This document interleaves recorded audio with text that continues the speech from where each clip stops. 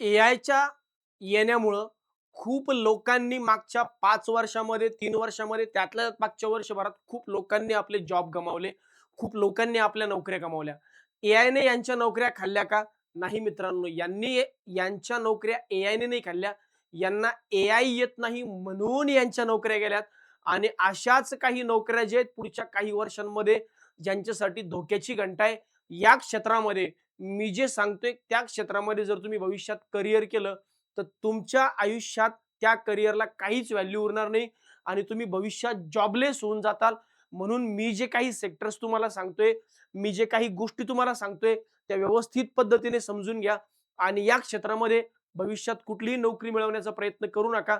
कारण या क्षेत्रामध्ये जर तुमची नोकरी केली किंवा तुम्ही या क्षेत्रामध्ये स्किल मिळवलं, तर हे भविष्यात तुमचं एआय जे आहे, ही तुमच्या नोकऱ्या खाल्ल्याशिवाय राहणार नाही. तर अशा काही स्किल्स ज्या आहेत, त्या मी तुम्हाला या व्हिडिओच्या माध्यमातून सांगतोय. व्हिडिओ शेवटपर्यंत बघा. माहिती कशी वाटली आणि व्हिडिओ आवडला तर चॅनलला लाईक आणि व्हिडिओला लाईक आणि चॅनलला सबस्क्राईब नक्की करून ठेवा. तर अशा कुठल्या नोकऱ्या आहेत ज्या भविष्यामध्ये धोक्याच्या आहेत? सध्या तुम्ही बघा खूप लोकं आता डी ऑपरेटरचं काम करतात. डी ऑपरेटरचं काम आणि ग्राफिक डिझायनरचं काम एआयने ऑलमोस्ट संपुष्टात आणलंय. कारण डेटा एंट्री ऑपरेटरसाठी एआयला एक छोटीशी कमांड, एक छोटासा प्रॉम्प्ट दिला, तर डेटा एंट्री ऑपरेटरचं दिवसभराचं काम एआय पुढच्या 10 ते 15 मिनिटात करून देतं.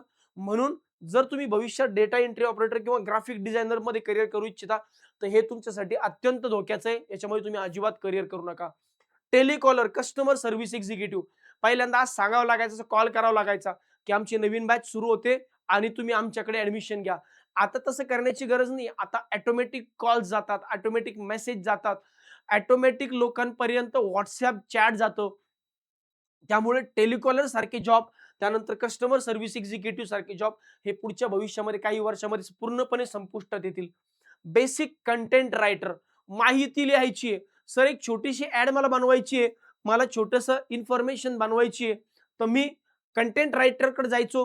त्याला 1000-2000 रुपये द्यायचो. त्याच्याकडून स्क्रिप्ट बनवून घ्यायचो. आता त्याची गरजच नाही पडणार. एआय पूर्णपणे कंटेंट रायटरची जॉब्स खाऊन घेणार. ट्रान्सलेटर, मराठीतून हिंदीत ट्रान्सलेट करा, हिंदीतून इंग्लिशमध्ये ट्रान्सलेट करायचा. पहिल्यांदा बँकिंग सेक्टरमध्ये सुद्धा, केंद्र सरकारमध्ये सुद्धा ट्रान्सलेटरची जॉब असायची. आता हे कंप्लीटली ट्रान्सलेटरची जॉब जातील. कारण एआय हे 0 मिनिटामध्ये करून देतं. त्यानंतर अकाउंटंट, अकाउंटंट असेल किंवा कॅशियर्स असतील. जेवढे डिजिटल ट्रान्झॅक्शन होत आहे, या डिजिटल ट्रान्झॅक्शनमुळं लोकं आता बँकेत जात नाहीत, लोकं आता कुठल्या ऑफिसेसमध्ये जात नाही. घरच्या घरी बसून डिजिटल ट्रान्झॅक्शन करतात. याच्यामुळे कॅशियरची जॉब, अकाउंटंटची जॉब, सीएचं बऱ्यापैकी काम आता बऱ्यापैकी सीएचं पूर्णपणे काम नाही, पण सीएच्या हाताखाली जे अकाउंटंट असतात किंवा वेगवेगळ्या ऑफिसेसमध्ये जे अकाउंटंट असतात, त्यांचं काम जे हे आहे एआय पुढच्या काही दिवसामध्ये कमी करून टाकणार. मार्केट रिसर्च असिस्टंट, जे पहिले मार्केट रिसर्च करायचे, घरोघरी जाऊन तुम्हाला कुठली वस्तू आवडते, तुमच्या घरात किती लोकांकडे हे आहे, तुम्हाला काय पाहिजे, हे मार्केट रिसर्चचं काम जे हे आता एआय तुम्हाला घरबसल्या 0 मिनिटात, 10 मिनिटात करून देऊ शकतं. त्यामुळं मार्केट रिसर्च एनालिस्ट जे आहेत, यांची आता पुढच्या काही वर्षामध्ये अजिबात गरज उरणार नाही. आणि त्यानंतर ज्युनियर प्रोग्रामर, कोडिंग करायचंय कोडिंग. आता क्लाउडेसारखा एआय तुम्हाला घरबसल्या कोडिंग करून देतो. तुम्हाला कोडिंगवाल्याची गरज नाही. ज्युनियर प्रोग्रामर, जे थोडेसे नेक्स्ट लेव्हलचे प्रोग्रामर आहेत, ज्याला सीनियर प्रोग्रामर म्हणूया आपण किंवा थोडे प्रो लेव्हलचे प्रोग्रामर, यांची गरज परमनंट असणार आहे. पण एकदम जे बेसिक लेव्हलचे प्रोग्रामर आहेत, यांचे जॉब सुद्धा एआय खाणार आहे. म्हणून मित्रांनो, या सेक्टरमध्ये करियर अजिबात करू नका.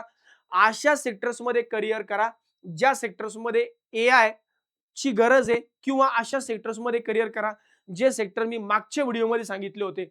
जर तुम्हाला असं वाटतंय की मला कुठल्या क्षेत्रामध्ये करियर करावं असं कळत नाही, तर या व्हिडिओच्या लिंकमध्ये जा. तिथं तुम्हाला दिलंय की कुठल्या सेक्टरमध्ये जे तुम्ही करियर केले पाहिजे.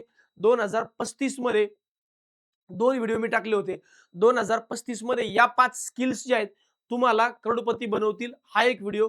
आणि दुसरा व्हिडिओ टाकला होता 2035 मध्ये या 10 क्षेत्रात करिअरला खूप मोठं प्राधान्य असेल किंवा डिमांडिंग सेक्टर असतील. ते 2 व्हिडिओ नक्की जाऊन बघा. आणि हा व्हिडिओ कसा वाटला व्हिडिओच्या कमेंट बॉक्समध्ये नक्की टाका आणि आपल्या चॅनलला सबस्क्राईब करून ठेवा. कारण आपण हेच स्किल जे काय करावं आणि काय नाही करावं हे विद्यार्थ्यांना कन्सिस्टंटली सांगत राहतो आणि आपला हा जो प्लॅटफॉर्म आहे ई सारथी ऑनलाईन, आम्ही विद्यार्थ्यांना पश्चाताप होण्याची कधीच गरज पडणार नाही. कारण आमच्याकडे ते व्हिजन आहे, की पुढच्या 10 वर्षामध्ये विद्यार्थ्यांना काय केलं पाहिजे, कुठल्या सेक्टरमध्ये शिक्षण घेतलं पाहिजे आणि त्यासाठीच 8वी, 9वी, 10वी पासून आम्ही विद्यार्थ्यांचा पाया पक्का करून देतो. हे ऑनलाईन डिजिटल लर्निंग जे आहे, हे आम्ही प्रोव्हाईड करतो ई सारथी ऑनलाईन या प्लॅटफॉर्मच्या माध्यमातून आणि यामध्ये तुम्ही लवकरच ॲडमिशन घेऊ शकता. कारण आमच्या नवीन बॅचेस सुरू होत आहे 8 जुलै 2026 पासून. या बॅचेसमध्ये तुम्ही एनरोल करून तुम्ही तुमच्या क्लासचं म्हणजे अकॅडमिक्स आणि फाउंडेशन दोन्ही पक्क करू शकता. म्हणजे टेक्स्ट बुकचा अभ्यास आणि सोबत तुमचा भविष्यातला नीट, जे-डबल-ई, यू-पी-एस-सी, एम-पी-एस-सी सारख्या स्पर्धा परीक्षांचा पाया हे पक्क करून देण्याचं काम आम्ही आतापासून ग्राउंड लेव्हलला करतोय आणि या बॅचेसमध्ये तुम्ही कधीही ॲडमिशन घेऊ शकता. पण थोडं थांबा, कारण आम्ही महाराष्ट्रातील विद्यार्थ्यांसाठी काहीतरी नवीन घेऊन येतोय, ज्याच्या माध्यमातून या बॅचेसमध्ये तुम्ही अगदी मोफत प्रवेश सुद्धा मिळवू शकता.